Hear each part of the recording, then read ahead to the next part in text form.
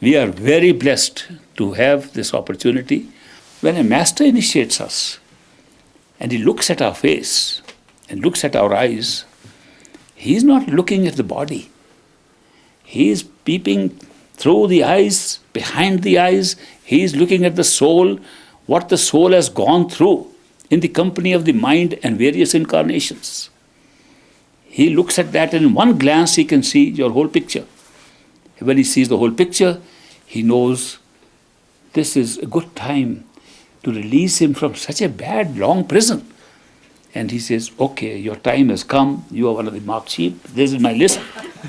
I check it out, initiate it. Once it's initiated, he is not that worried about you as you are. I mean, we are worried that, we have to do so much work, we have to go. Nothing at all. He, by initiating you, has taken full responsibility from that moment to take you back home, to get you out of this mess. But he knows our mind doesn't have that faith. Our mind doesn't believe it. Our mind doesn't see it. And therefore, we still struggle. We are still used to working with the mind and the bodies. And therefore, we keep on doing that. And he plays the game with us. Okay, but he's not worried. Because he has taken full control. And he will then adjust our karma, even the past karma. He'll wipe out the sinchit karma, change your attitude. You'll feel a big change coming into your life, as if suddenly a certain trend of living has been altered and you are now living somewhat differently. And then gradually you begin to feel there is something more important than what I am doing. There's something more important than even my duties and my karma and my work here. And gradually you find that nothing matters more than the love and devotion towards the Master and receiving his love and appreciating it in any possible way. We get emotional, we get tears in our eyes, we get tears in our heart, and we can't hold it. And it's all a response. And that change takes place because the Master is at work in his own way, in his final way of pulling us out from the mess with his love. Nothing else pulls us out of the mind. Let me tell you, the rest is all food for the mind, including meditation, including all that I've been talking to you these few days. This is to satisfy our mind, to remove some of the obstructions to our experiencing the love of the Master. The love of the Master is always there. Once he initiates you, he settles himself inside you. You can go and check it out, that he's inside you. And he operates from inside you. Sometimes he operates as if it is you. He can merge himself inside you without your knowing it. And when you say, this looks like Master's work, he has performed it through you. It's a beautiful relationship he creates inside you. When do you find out? When you really make progress by defeating the obstacles of the mind and going within and finding it was the Master's hand all the time. And that he was doing all that what you thought even you were doing. That is when you realize that so-called effort that anybody makes after initiation is all grace. It's all grace of the Master. There is no difference between the two. So this is something so unique. And I want to emphasize this because I feel so happy and blessed to be in the company of so many of my co-travelers. We are all traveling on the same path. We are all going to the same destination. It happens, when you travel in a crowd, some a little ahead, some a little behind. We are all traveling in the same direction. Also, some of us have strayed away from the main road. This main road, which leads to our own true home, which Master sometimes called Camino Real. He knew little Spanish, 2 words. Camino Real, the royal road. This royal road that goes, it goes straight from behind the eyes all the way up to Satguru. Its description is the sound current. The sound emanates from Satguru, comes from there, descends into our consciousness. It is a manifestation of consciousness. When we say, what is consciousness? We don't know what is consciousness. We only know what we are conscious of. If I'm conscious of my cane, I can see the cane. I can't see consciousness. Just by being conscious of the cane, I know consciousness at work, but the way to see it is through the cane, through being conscious of everything that is around. Can we see consciousness per se without being conscious of anything? No. What would be the nature of consciousness? The ability to be aware without having anything to be aware of. What is its own manifestation? That consciousness manifests and can be seen, expressed, worked with, without anything around it to be conscious of. That's the sound current. The sound current, the word, the creative power. That is consciousness, and that's the same thing manifesting as a sound, a kind of creative energy that looks like sound when it comes into the physical plane, becomes more refined when it goes into the astral plane, becomes totally refined and different from all sounds when it goes to the causal plane, and becomes a creative power, a kind of non-physical, non-mental resonance in the spirit, in the soul alone, in the higher regions. That's the word, that's the sound. Therefore, the royal road which we talk of is that music emanating from ourself, from the totality of our own self. That music reverberates and changes its form as it comes down right up to this level. It's always connected. It never breaks. If it broke in the way anywhere, we'd be dead. Everything below it would die. Wherever the break would take place in the sound, everything below that would die. So therefore it never dies. It continues to function, and that is what gives us a feeling of self.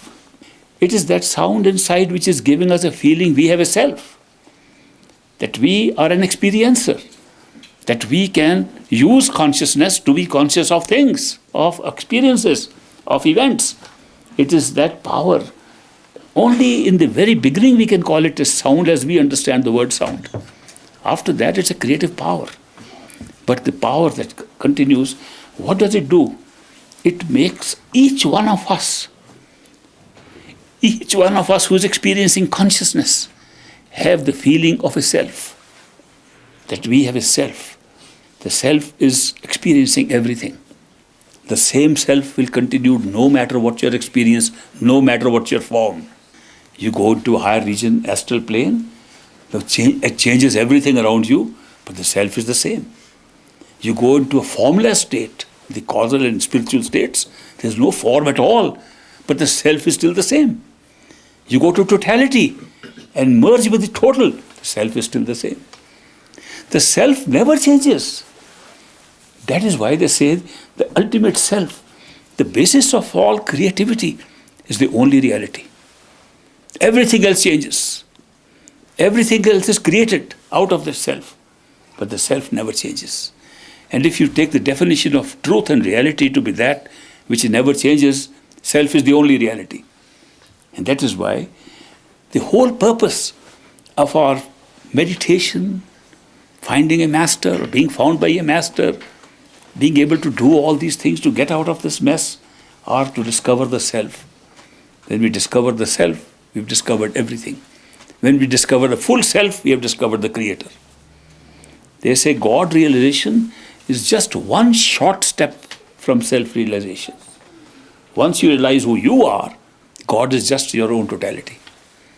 We have no idea what relationship we have with any other form of ourselves. We have no idea whatsoever what our relationship with the real self is. We are treating all relationships with the physical body. That is why this becomes the most difficult part of the spiritual path. To detach yourself from the identification with the physical body. Because when you detach from the identification with the physical body, you automatically will detach your relationship with the physical world. But this is where the obstacle comes in. We have spent millions of years in developing more and more relationships through the physical body, with the physical world around us. And when we try to break it, they all pull us right here and keep us down here. Meditation looks so difficult. Going within and finding our own self, which is the very self experiencing this world through the physical body. We can't find that even. It's amazing, our own totality sitting inside. Our own self sitting inside. The soul, the searching soul, the seeking soul, the loving soul, the soul seeking love, the soul wanting to love, that soul is sitting inside. The ultimate objective of that soul, the totality, God, Creator, sitting inside. Both sitting inside, and we are wandering outside. Somebody asked Great Master, Master, if somebody finds out that the real Master is inside, won't the outside Master becomes unnecessary? Maybe useless? Because you found the real Master. That's inside. He said that doesn't happen. Why not? Because no matter how deep you go inside, you will always realize that what triggered all your inner experiences was the external Master and his form. Therefore, you can never stop loving that Master, even though you find out that he was a projection from your own mind. He gave a good answer that the Master outside, physical Master, who's constantly telling us, go within, go within. Kingdom is inside, reality is inside, God is inside, I am inside. He keeps on saying this. But the more he says that, we love him more for telling us the real thing. We don't care how real or unreal he is. We know that he is the one, the trigger, that gave us all this wonderful, not only insight, but the real key. He is giving us the real key to escape from the prison of our karma. A living Master is the only one which can make you have the actual experience of loving somebody. Do you know there is no way a human being can love anybody unless it's a human being of the same type? We think we love God, we love things, we love nature, we love birds, we love trees. They're all attachments. There's no love. Love is a flow. Love is a drawing out of yourself by somebody else.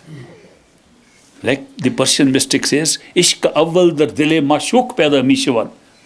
Love is first born in the heart of the beloved and not in the lover. If the lover thinks I can love something, it's ego. If the beloved pulls you out, you can do nothing about it, that's love. And that doesn't happen except with a human being, a living human being. So that is why love has always existed in its purest spiritual form between human beings. Not necessarily masters, human beings. Human beings have experienced love for each other. The only thing that messed up that love was their mind, their thoughts. The thinking process came in the way, created doubt in the very beautiful experience of love. People between each other have had moments when they felt so close, as if they belonged to each other, as if they were nobody else, they were each other. They felt like that, which was true love. And then the mind says, can you be sure? Are you sure? Does he love me as much as I do? Is it equal to me? Do you love me as much as so? I don't know. Okay, then I don't love. True love, the sparkle of true love came between two human beings and the mind extinguished it. The thinking mind comes in the way all the time. And therefore, when a perfect living Master comes, the thinking mind is gradually overcome because the thinking mind is interruption only on one side, not on both. In human beings who do not have that consciousness of a perfect living Master, when they love each other, the mind is working on both sides. If one says, I don't love you, the other one also says, I don't love you. The mind is an obstacle both sides. In the case of a perfect living Master, the seeker, the disciple may have doubts, but the Master has no doubt. Therefore, that love keeps on flowing. And although these doubts come in one way, the continuous flow of unconditional love ultimately dissolves the doubts. And eventually, the Master's love overwhelms you and you respond with love and devotion and want to do nothing in the world except to please your beloved. This feeling develops in the very mind that at one time was creating doubts. So this is the path that the Masters employ in love, and we respond and we discover our true self, because the love is always emanating, always coming out of the soul, never from the mind, never from the body, never from senses. It's always a spiritual experience. People say, what's the difference between spiritual love and other love? There is no other love. I tell them there is no other love. There's spiritual love and there is attachment.